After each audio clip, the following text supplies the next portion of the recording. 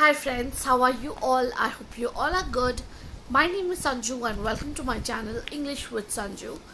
And as usual, we are trying to do the reading of A Room of One's Own by Virginia Woolf. We have reached the third page. We will become quicker after we get the hang of the story. It is an essay, not a story actually. So let's proceed.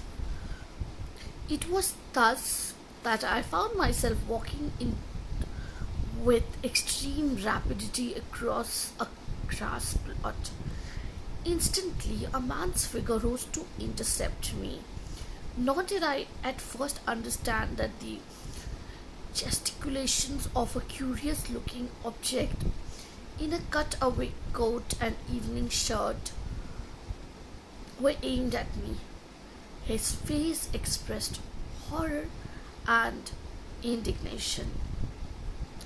Instinct rather than reason came to my help.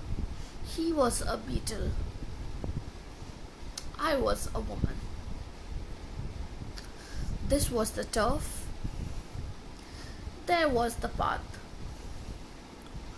Only the fellows and scholars are allowed here. The gravel is the place for me. Such thoughts were at work for a moment, or were the work of a moment.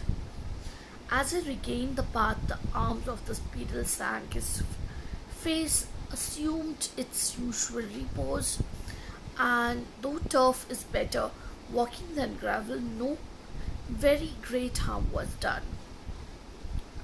The only charge I could bring against the fellows and the scholars of whatever the college might happen to be in protection of their turf, which has been rolled for 300 years in succession, they had sent my little fish into hiding. What idea it had been that had sent me audaciously trespassing, I could not now remember. The spirit of peace descended like a cloud from heaven.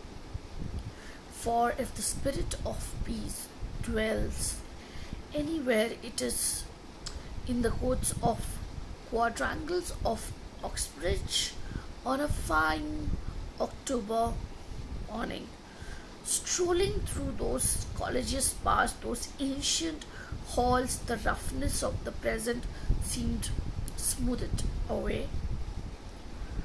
The body seemed contained in a miraculous glass cabinet through which no sound could penetrate, and the mind, freed from any contact with facts, brackets, unless one trespassed on the turf again, was at liberty to settle down upon whatever meditation was in harmony with the moment.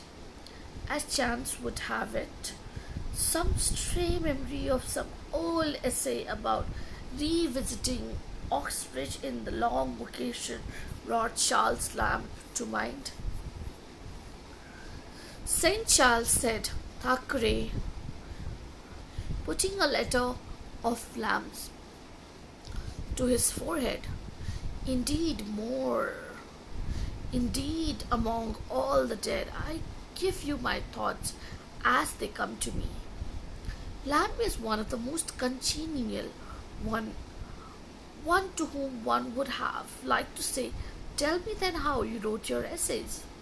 For his essays are superior even to Max Beerbohm's. I thought with all their perfection, because of that wild flash of imagination, that lightning crack of genius in the middle of them, which leaves them flawed and imperfect, but starred with poetry. Lamb then came to Oxbridge, perhaps 100 years ago. Certainly he wrote an essay the name escapes me, about the manuscript, about the manuscript of one of Milton's poems, which he saw here. It was Lycidas, perhaps, and Lamb wrote how it shocked him to think it possible that any word in Lycidas could have been different from what it is. To think of Milton changing the words in the poem seemed to him a sort of sacrilege. This led me to remember what I could of Lycidas, and to amuse myself with guessing which word it could have been that Milton had altered, and why. It then occurred to me that the very manuscript itself, which Lamb had looked at, was only a few hundred yards away, so that one could follow Lamb's footstep across the quadrangle to the famous library where the treasure is kept. Moreover, I recollected, as I put this plan into execution, it is the famous library that the manuscript of Thackeray's Esmond is also preserved. The critics often say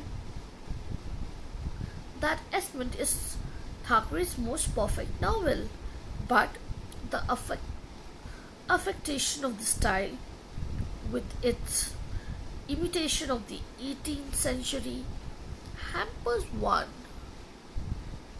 So far as I can remember, unless indeed the 18th century style was natural to Thackeray, a fact that one might prove by looking at the manuscript and seeing whether the alterations were for the benefit of the style or of the sense.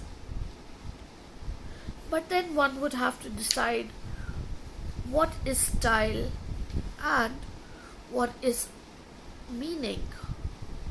A question which, but here I was actually at the door which leads into library itself. Okay, so we are done till page 9 and a couple of lines of page 10. So we will start from page 10, and the sentence that we should begin is, I must have opened it, for instantly there issued a guardian angel. So I hope you liked the video or listening to the video, so you got to know the reading or the first 3-4 pages of A Room of Its Own, A Room of One's Own. This is a famous essay by Virginia Woolf. So you can go through my videos, last 2-3 videos, and you'll find each word of this particular essay. And we have only reached the page 3. We've finished with page 3, and this book has so many pages. It has 117 more pages to go. But we will make it faster. I'll read more pages, don't worry about it. Okay, so like the video, as the video is likable, and comment for suggestions and feedback. Share it with every person you know. Subscribe and ask all your friends to subscribe. And when you subscribe, hit the bell icon so that you get all notifications from my channel. Till then, it's bye from me, Sanju. Take good care of yourself, your family. Don't forget your friends. And see you in the next video.